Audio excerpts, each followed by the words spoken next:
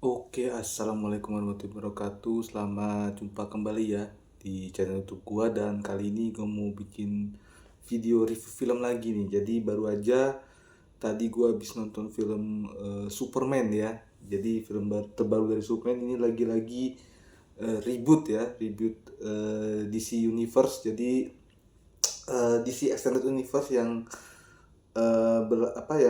kemarin itu Justice League itu sudah berlalu, sudah digantikan oleh ini film ini DC Universe namanya. Dan film Superman ini menjadi film pertama yang membuka DC Universe nih ya. Jadi udah gak ada tuh kayak film-film kayak eh Batman vs Superman ya kan?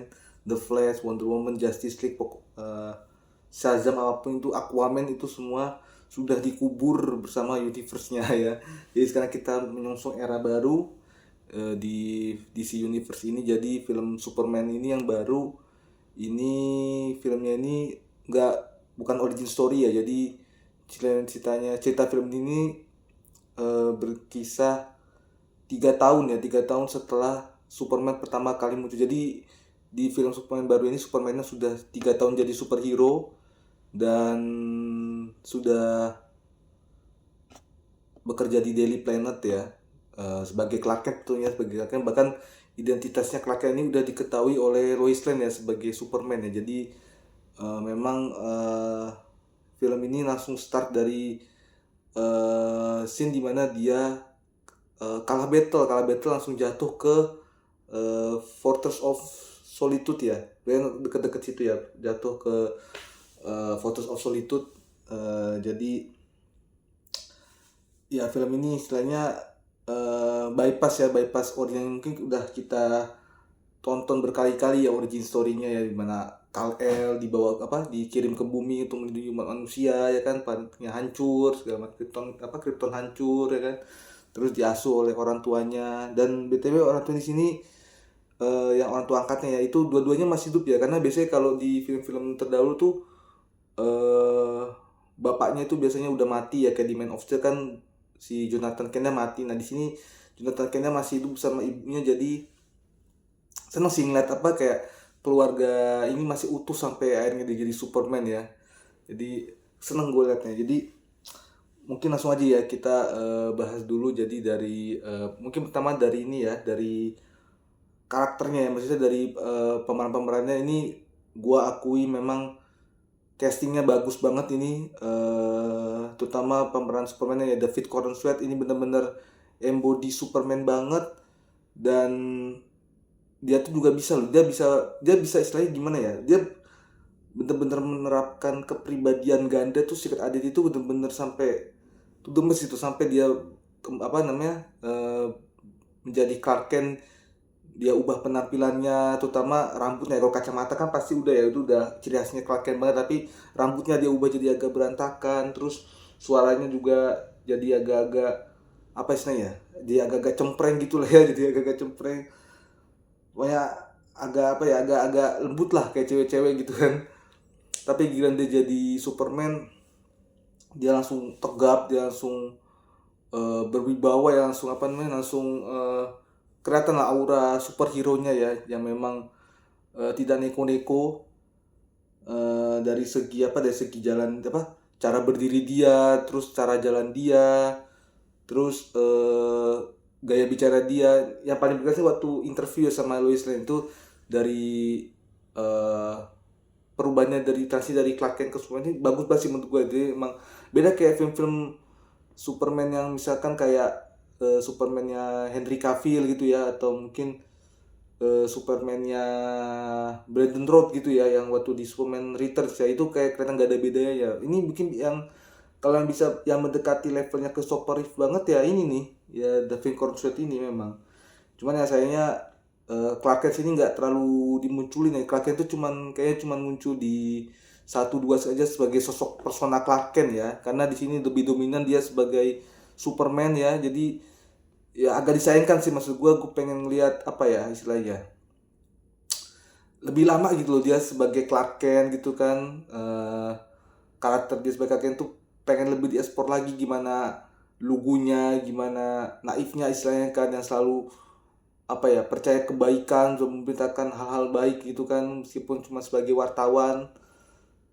Sayang ya, maksudnya nggak terlalu diunjukkan sini karakternya, karena film dari awal sampai akhir man filmnya action terus sih, maksudnya apa ya, kebanyakan battle gitu. Jadi kita agak kurang dikasih ruang untuk bernafas ya, maksudnya ketika ada satu momen dimana itu benar-benar panjang, kayak momen wawancara, itu ada wawancara itu, bahkan wawancara aja sampai bikin tegang gitu ya, sampai sampai sampai bikin tegang. Maksudnya James Gunn ini benar-benar membuat film Superman ini nggak ada, bukan nggak ada ya, sedikit ruang untuk bernapas. Jadi dari awal sampai dijali action action, battle battle, konflik lah segala macam gitu kan. Kurang apa ya, bisa dibilang kurang mengeksplor sisi kemanusiaan dari Superman itu sendiri sih ya. Mungkin memang sisi kemanusiaan Superman ini mencoba diexplorasikan melalui personal Superman itu. Jadi Superman itu meskipun dia alih, tapi dia tetap tetap merasa sebagai manusia gitu kan, tetap apa namanya, baik hati, menolong sesama gitu kan. Kemudian juga apa istilahnya, eh, ya apa namanya, eh, punya apa ya, Pak, punya hati yang bersih, selain hati yang bersih gitu. Tadi gue bilang kayak lugu naif itu, jatuhnya malah ke Superman yang lugu naif gitu, yang nggak peduli negara lain istilahnya gitu ya, nggak peduli batas negara, nggak peduli apa ya, nggak peduli politik di suatu negara. Yang penting dia cuma pengen menyelamatkan dunia, dia cuma pengen mengakhiri perang, dia cuma pengen menyelamatkan umat manusia tanpa peduli gimana nanti resikonya ke depannya. Nah itu seharusnya tuh teriak-teriak Clark Kent ya sebagai Watson, tapi malah diembunnya ke Superman sendiri. Jadi agak sayang ya, Clark Kentnya kurang dieksplor di sini. Terus juga Rachel Brosnahan sebagai Lois Lane juga, bagi gue Rachel Brosnahan ini kalau dibandingin sama Amy Adams di DCU kemarin, bagi gue bagusan Rachel Brosnahan, karena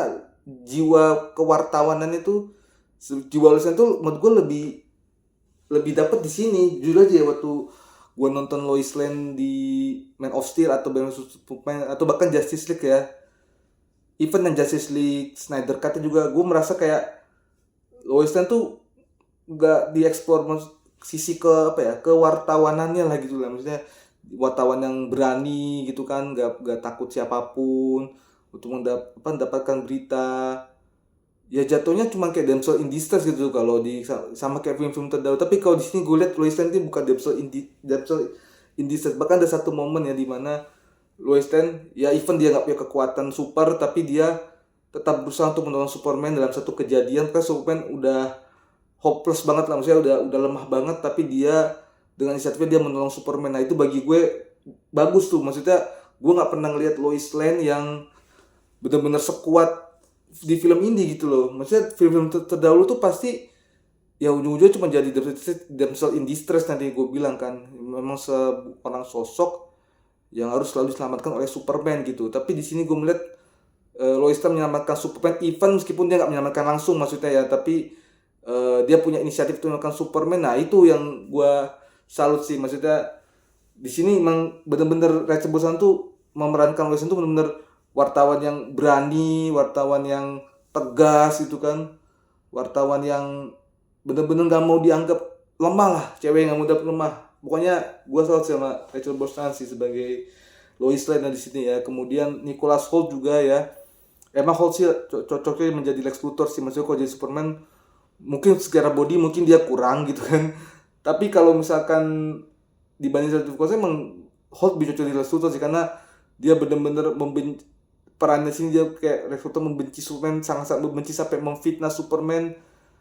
Benar dia tunjukkan sih dari tatapan matanya, kemudian dari intonasi bicaranya, kemudian gesturnya, emang benar-benar seseorang yang sangat-sangat membenci Superman gitu loh, sampai mendarah daging. Nah itu benar-benar cocok tuh dibangun oleh Nicholas Hoult ya. Dan kalau karakter pendukung yang lain memang mungkin nggak terlalu di highlight ya. Mungkin satu sih, satu yang istilahnya bagi gue cukup stand out ya, itu adalah Metamorpho. Itu gue nggak nyangka Metamorpho tuh apa ya istilahnya, semelankolis itu loh. Gua apa ya, maksudnya kan gue nonton film James Gunn yang dari Guardians of the Galaxy Suicide Squad pasti ada satu karakter yang sisi emosional tuh tinggi banget kan, maksudnya yang karakternya mungkin kecil remeh-temeh tapi apa ya, ternyata apa ya saya menyimpan mengeluarkan sisi emosional luar biasa yang membuat dia stand out tuh dari karakter lain. Kayak misalkan kalau di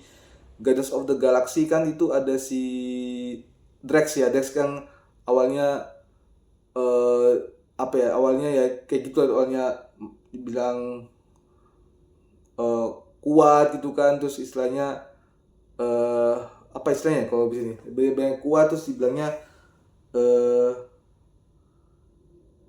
lugu banget lah, basic banget lah istilahnya. Secara harfiah dia emang apa ya, secara harfiah dia emang eh apa istilahnya kaku banget lah, istilah kaku ya, istilah kaku banget lah. Tapi ternyata pada saat momen ada beberapa momen di mana dia akhirnya bisa melakukan kesedihannya, nah itu membuat dia stand out dengan yang lain ya. Terus kalau di The Suicide Squad kayak ada si siapa, eh Redcatcher juga ya. Redcatcher kan ternyata Redcatcher jadi bintang utama di film itu dari apa, background keluarganya, background ya kisah hidupnya lah. Ternyata itu yang paling mengundang apa yang mengundang tangis gitu kan. Nah di sini gue juga lihat di sini James kan menerapkan hal yang serupa, tapi kali ini kepada satu karakter yang sebenarnya karakternya ini apa ya, mungkin kalau dibandingin sama Justice Gang ya yang tiga orang itu mungkin porsinya nggak sebaik mereka, tapi Metamorpho ini pada saat dia muncul nih malah apa ya, bisa bukan sisi emosional. Gue sebenarnya hampir nangis waktu nonton Metamorpho ya, terutama yang adalah Metamorpho nyelamatin seseorang itu yang benar-benar berarti buat dia itu, men itu gue hampir nangis di situ ya. Maksudnya ternyata orang ini istilahnya jadi superhero tuh bukan karena kesengajaan dia atau bukan karena keinginan untuk bela sama, tapi karena keadaan yang mengharuskan dia jadi superhero kan. Dan akhirnya ya itu sih, maksudnya gue Metamorpho sih, menurut Metamorpho tuh ya diperankan oleh Anthony Carrigan ini menurut gue stand out juga ya, dengan porsi yang mungkin lebih sedikit dibanding kawan-kawan superhero yang lain, tapi dengan porsi sedikit itu dia bisa menurut gue salah satu karakter yang paling emosional sini, yang paling mengundang rasa emosional ya di Metamorpho ini. Jadi gue salut lah sama Anthony Carrigan ya. Terus juga ya sebenarnya kata-kata ini ya kayak biasa aja gitu, maksudnya kayak Justice King kita tahu lah Mr. Terrific tugasnya ngapain, udah pasti orang yang kayak begitu. Terus Guy Gardner yang orang yang sombong, koki, ya pasti cocok lah diperankan sama si Nathan Fillion. Emang orangnya dari dulu juga emang ini ya, emang sombong lah istilahnya. Di setiap peran-peran yang lain juga, di film-film lain juga dia emang gitu ya. Ya udahlah, itu tipikalnya Nathan Fillion banget. Juga Isabella Merchant dari Hawkgirl ya. Ya aku cuman gitu doang anjir, maksudnya ya gak ada yang spesial, sorry to say ya, maksudnya gak ada yang spesial dari Hawkgirl ya. Ya mungkin kalau dari Justice League ya itu mungkin dari Mr. Terrific sih yang porsinya mungkin lebih banyak ya dibanding dua yang lain ya. Tapi ya that's it, maksudnya gitu doang. Ya bagi gue kalau karakter yang satu selain dari tiga karakter utama ini ya pak, ya karakter yang paling stand out yang bagi gue Metamorpho ya. Itu dengan porsi yang sedikit istilahnya, yang dibanding teman-teman kawan-kawan superhero yang lain, justru dia menjadi sosok yang apa ya, sosok yang paling mengundang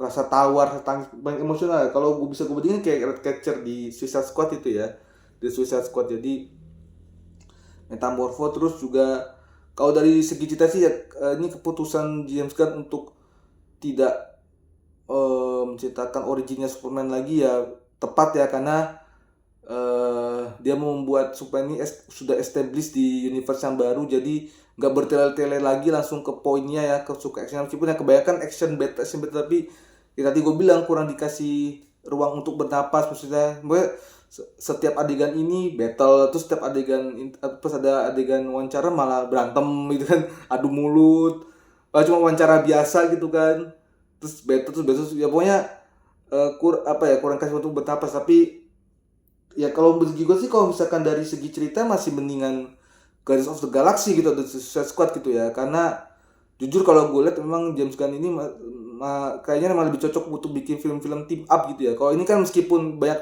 supporting karakternya, tapi kan film ini tentang Superman gitu kan, bukan team up kayak misalkan eh, apa ya istilahnya, geng yang tadinya nggak saling kenal gitu terus tiba-tiba harus bersatu akhirnya jadi sahabatan, jadi temenan, jadi bestie lah. Nggak kayak gitu. Superman tuh ya at the end film ini tetap tentang Superman, jadi menceritakan Superman sebagai tokoh sentralnya. Pendukung, katakan dengan lain ya, emang udah porsinya kayak begitu, emang cuma mendukung Superman aja. Jadi ya istilahnya ya, gue masih belum bisa menghilangkan apa ya, ciri khas James Gunn sih. Maksudnya ciri khas James Gunn kalau misalkan dia bikin film superhero itu pasti tentang team up, bonding, family. Tapi kalau di sini kan emang Superman adalah Superman ya, cuman pacaran sama Lois Lane, terus musuhan sama Lex Luthor, dan bahkan eh, apa ya, kisahnya Clark Kent nih sebagai karyawan di Daily Planet juga kurang diekspor gitu. Maksudnya kedekatan dia dengan wartawan yang lain. Tadi mungkin cuman dua scene dengan Jimmy Olsen, habis itu ya udah nggak ada lagi kan, selesai. Justru malah Jimmy Olsen lebih deketnya sama salah satu karakter wanita yang lain ya. Nanti lu tonton sendiri lah. Itu nggak diduga juga sih, ternyata dia apa namanya, ada itulah ternyata lah ya. Ada itu. Pokoknya kalian nonton sendiri lah. Terus juga sama ya wartawan juga nggak begitu ceritakan gitu loh. Cuma Clark Kent deket sama Lois Lane, musuhnya Lex Luthor, tapi bahkan sama karakternya di apa, bahkan sama teman-teman apa, rekan-rekan kerjanya di Daily Planet pun Clark Kent nggak sedekat itu gitu loh. Maksudnya nggak sedekat itu. Kalau emang tujuannya memang pengen bikin film Superman seperti Superman, bagi gue bagus, karena memang ini film ini kan Superman, bukan kayak Guardians of the Galaxy atau The Suicide Squad yang emang basicnya emang tim gitu. Tapi kalau ini kan dia superhero sendiri. Kalau emang jangan fokusnya seperti itu ya bagus. Jadi nggak terlalu over convoluted lah, nggak overcrowded dengan Superman. Memang ditaruh di porsinya sebagai pendukung aja yang membantu gitu. Dan itu bagus sih kalau kata gua. Cuman emang sisi Clark Kent kurang diekspos sih bagi gue ya. Itu sangat disayangkan. Maksudnya gue pengen ngelihat eh Clark Kent tuh apa ya, lebih banyak interaksi antara Clark Kent dengan rekan-rekan kerja di Daily Planner gitu, atau dengan orang tuanya lah di eh apa, orang tua angkatnya gitu juga kurang. Maksudnya tapi ya mungkin itu yang diambil oleh James Gunn sebagai sutradara ya. Dan sini James Gunn juga eh ya kalau bisa dilihat sih emang dari sinematografi, visual effect ya, emang bener-bener masih kentara banget sih. Kalau James Gunn bikin film superhero pasti ceritanya begini gitu kan, pasti dengan apa namanya, kamera yang apa ya, yang maju gitu, kamera yang maju, yang close up, yang satu layar full. Nah itu James Gunn banget itu kan, kayak di The Suicide Squad juga, kayak di Guardians of the Galaxy kan.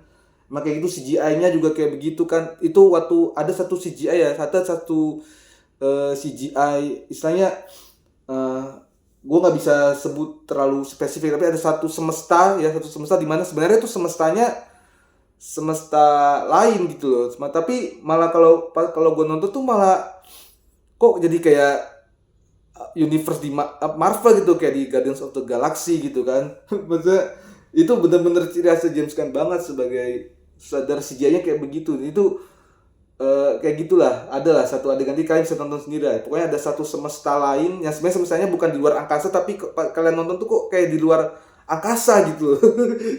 Itu gue nonton tuh wah itu Guardians banget men. Tapi ya sisi positifnya adalah di sini juga sisi positif, ini musiknya emang dikurangi sih kan. Kalau dulu kan kayak Guardians of the Galaxy dan kan pasti James Gunn menyiapkan satu playlist ya kan, satu playlist musik-musik zaman dulu gitu kan. Musik zaman dulu mungkin ya bisa bikin satu album lah istilahnya gitu kan. Eh, kayak gitulah, itu satu album kan, saking back di tempel-tempel gitu kan. Tapi kalau di sini emang lebih dominan di musik scoringnya sih, orkestranya emang lebih dominan di situ. Dan mungkin cuma ada 4 lagu kali ya, 4 lagu yang masuk di eh, film ya. Termasuk ada satu lagu yang nanti ada di credit scene, itu lagunya bagus banget yang nyanyi Iggy Pop ya. Itu kalian Nanti coba cari aja, nanti judulnya ada lah di mana di credit title ya. Itu dinyanyikan oleh Iggy Pop, itu benar-benar mencerminkan ini endingnya pas lah, ini lagu yang mencerminkan ini loh lagu tentang film Superman sekarang gitu, seperti itulah. Dan juga ada referensi-referensi, pokoknya banyak sekali lah. James Gunn itu naruh referensi-referensi pop kultur lah, kemudian juga ada banyak cameo juga. Nah yang gak gua sangka nih, ada beberapa cameo yang ternyata waktu kalian lihat di credit title tuh, nah itu ada hubungan masa lalu tuh dengan James Gunn. Jadi James Gunn kembali ngajak teman-teman lamanya untuk ikut. Nanti kalian bisa lihat di credit title. Ada satu cameo. Ini gue nggak mau spill terlalu dalam, tapi di film Superman tadi tuh bapaknya Kal-El, Jor-El ya, itu ada di film ini. Cuman rekaman doang, kayak cuman bentuk hologram gitu. Nah itu ada satu pemeran tuh yang kalian pasti tahu lah pada saat nonton lah. Nah itu juga pernah kerjasama dengan James Gunn. Nanti kalian bisa tahu sendiri lah kalau bisa kalian belum nonton. Tapi kalau udah nonton ya bisa kalian keep atau nanti bisa komen lah gimana dapatkan dan cameo-cameo yang ada di Superman ya. Kemudian juga ada kayak misalkan kayak Maxwell Lord juga ada tadi ya, Maxwell Lord walaupun cuma sebentar. Kemudian eh, ada dua sebenarnya, ada dua cameo lagi ya, cuman mereka ini uncredited ya, jadi nanti kalian bisa tonton sendiri lah. Itu ada dua cameo, dan dua cameo uncredited ini akan menentukan arah DC Universe ke depan. Ini akan melanjutkan estafet yang telah pegang nih oleh Superman ya. Ini akan melanjutkan ke arah, maksudnya kelanjutan masa depan DC Universe itu tergantung pada mereka berdua ini. Nanti adalah pastilah di filmnya ya, di cameo. Jadi ya kalau overall sih bagi gua dari segi pendalaman karakter ya, penampilan pemerannya, pemeran utamanya, 3 karakter utama, bagi gua udah cocok lah James Gunn casting 3 orang ini sebagai Superman, Clark Kent ya, Lois Lane dan Lex Luthor ya. Ini si David Cosworth udah cocok memerankan karakternya. Kalau untuk karakter pendukungnya emang porsinya dibikin gak banyak ya, biar gak mendominasikan. Begitupun ini film Superman, tapi ya ceritanya sendiri mungkin lebih bisa ditonton, kita bisa dikasih ruang lebih tuh bernapas lagi gitu, nggak sumpah bibu jadi kayak agak capek ikutinnya sebenarnya ya. Tapi overall masih bisa diikutin sih ya, bisa diikutin. Terus juga masalah musik meskipun sini nggak terlalu banyak gak ada playlist album kayak di Guardians of the Galaxy, Awesome Mix gitu ya, kayak Awesome Mix Guardians of the Galaxy atau di Suicide Squad. Tapi meskipun lagunya cuma sedikit, tapi lagu itu datang di saat momen yang tepat gitu lah. Ada beberapa lah, termasuk di credit scene tadi ya yang dinyanyikan Iggy Pop. Terus ya kalau masalah sinematografi, visual effect itu emang udah jelas James Gunn banget lah ya. Kalian bisa tonton sendiri gimana. Kalau kostum Superman juga bagus sih, misalnya kostumnya lebih taktikal ya, nggak kayak film-film sebelumnya yang spandex lekat banget gitu ya. Tapi di sini kostumnya lebih taktikal, jadi gue suka gimana penampilan Superman menggunakan kostum yang lebih istilahnya membuat dia jadi lebih keker gitu loh kelihatannya ya, nggak kayak film-film yang lain yang sebelumnya gitu ya, malah jadi kelihatan ya gitu banget. Ya gitulah, kalian tahu sendiri. Pokoknya di sini lebih keker. Apalagi pengen gue bahas ya tadi ya, cameo yang kalian nggak sangka akan ada banyak cameo yang ada di film itu. Kemudian juga pemeran lainnya yang nggak di kredit juga, nanti kalian bakal tahu sendiri lah gimana ya. Apalagi ya bisa gue bahas ya, overall nih film cukup solid lah ya untuk pembuka universe baru, di pembuka DC Universe. Gue nggak bisa bilang ini film lebih baik misalkan dari film OG-nya Superman yang Christopher Reeve ya, tapi gue bisa bilang film ini lebih bagus dari Man of Steel atau bahkan Superman Returns sekalipun ya, yang Brandon Routh itu yang meranin.